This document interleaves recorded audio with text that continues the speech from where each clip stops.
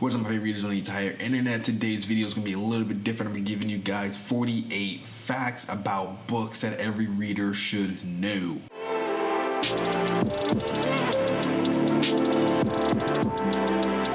Don Quixote is the best-selling novel of all time, with over 500 million copies sold. Edgar Allan Poe originally wanted a parrot to repeat the word nevermore in his poem The Raven. The protagonist of C.S. Lewis' Out on the Silent Planet, a science fiction trilogy, was modeled after his best friend and fellow author J.R. Tolkien. John Steinbeck's original manuscript for his novel of Mice and Men was actually eaten by a dog. A dog, you heard me, the entire manuscript eaten by a dog, chewed, gone. Pride and Prejudice was originally titled First Impressions. The earliest known written instance of the word book is in a book by Alfred the Great. In 2007, Stephen King was mistaken for a vandal while signing books in Australia. The most expensive printed book in the entire world is the 1640 Bayes Psalm book from America, and it sold in November 2013 for $14.2 million.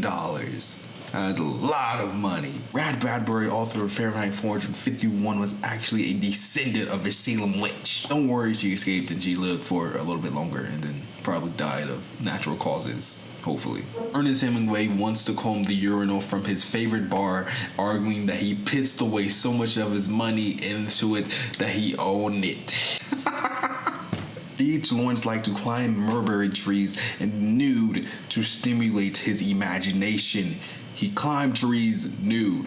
D.H. Lawrence climbed trees while nude. That's all you need to know. As a schoolboy, Roald Dahl, author of Charlie and the Chocolate Factory, was a taste tester for Cadbury's chocolate. Charlie and the Chocolate Factory is based on his own life experiences being a taste tester at a chocolate factory. So it's practically a memoir. Vladimir Nabokov had a genital cabinet in which he kept a collection of male blue butterfly genitalia. It is now housed in Harvard for whatever reason. That is just insanely weird, but insanely fucking specific about which kind of butterfly and genitals you want to collect. Well, even why are you collecting genitals? D. Lawrence lost his entire manuscript for his masterpiece, The 7 Pillars of Wisdom, at the Reading Railroad Station, and he had to rewrite the entire thing from his notes. Franz Kafka would attend nudist camps, but then refused to take off his trousers.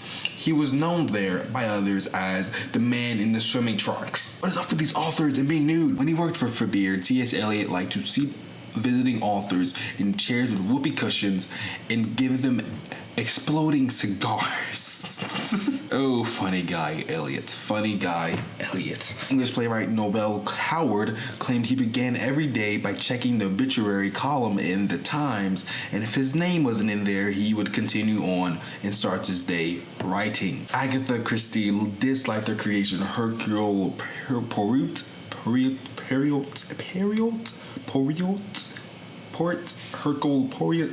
The main character in the Orient Express, and calling him a detestable but bombastic, tiresome, egocentric little creep. Jeez, that's a mouthful. Jodie Salinger once dated Ona, the daughter of playwright Eugene O'Neill, but she left him for Charlie Chaplin, whom she later married. Mickey Spillane ordered 50,000 copies of his 1952 novel Kiss Me Deadly to be destroyed when he realized that the comma was left out of the title. It's just a comma, man. It's just a comma. The power of one little tiny punctuation. J.R. Tolkien was known to dress up as an axe-wielding Anglo-Saxon warrior and chase his astonished neighbor down the street.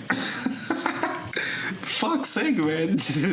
James Joyce's last words were reportedly, "Does nobody understand?" J.K. Rowling came up with her names for the Houses of Hogwarts while she was on a plane, and she jotted down the names of them down on a sick bag. In other news, shout out Team Ravenclaw. Only 10 people attended D.H. Lawrence's funeral. One of the mourners was actually Aldous Huxley. Aldous Huxley. I don't know if I'm saying it right, but he's the author of Brave New World, and you probably know him, and you probably know how to pronounce his name. Jack Kerouac typed the first draft of his novel On the Road on a really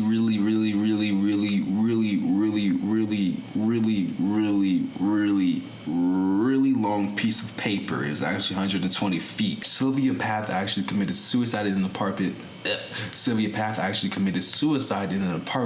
In which used to be owned by W.B. Yeats. The longest book in the world, I'm going to look down at my notes right now because it's in French, à la Richelieu du Tempest Perdu. I don't know how to speak French, but I translated it for you guys, and it means more members of things past.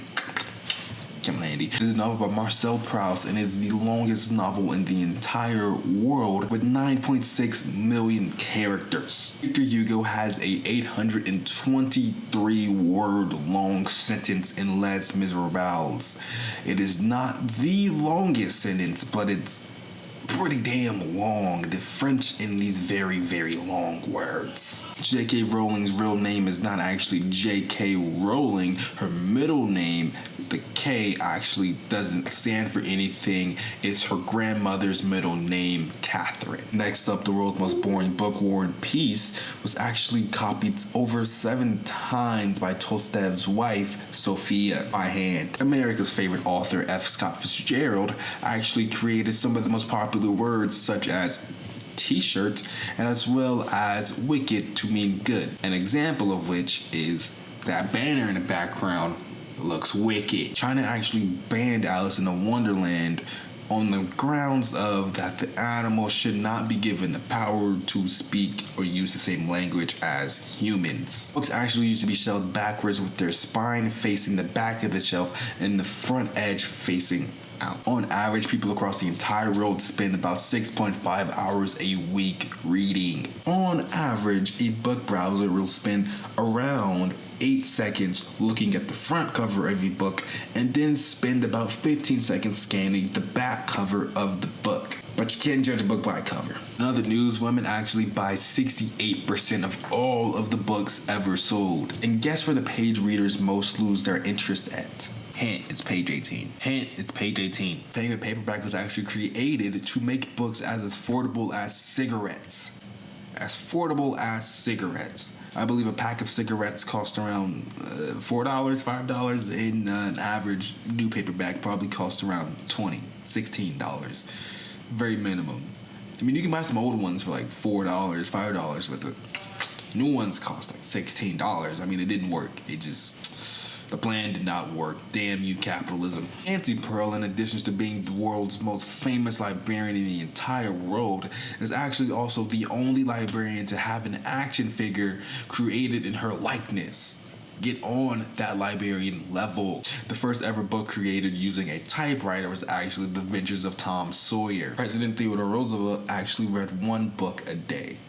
That's actually 1 book higher than the current Icelandic people actually read more than anyone else in the entire world, which is actually 1 in 5 adults around the entire world actually can't read or write, with the highest rates in South and West Asia and Sub-Saharan Africa. The first modern novel was actually a Japanese novel called The Tale of Genji, written by Murasaki Shikibu. It's actually an organization dedicated to filling hotels with Bibles. An entire organization that only gives hotels Bibles. Almost all books published in America must send 2 of the best editions. We're not talking about the little dingy paperbacks. We aren't talking about this mass traditional paperbacks. We're talking about the hardcover, top of the line hardcover, leather bound editions of the novels to the Library of Congress by law, or they face a fine up to $2,500. In January 2017, Amazon actually sold out of physical copies of 1984. I wonder why. And last but not least, I will leave you with a Harry Potter fact. Harry Potter is actually the most banned book in the entire 21st century. Thanks for watching. Leave some of your favorite bookish facts down below in the comment section. We would all love to read them. Thanks for watching. Keep your heads up high. Expectations great.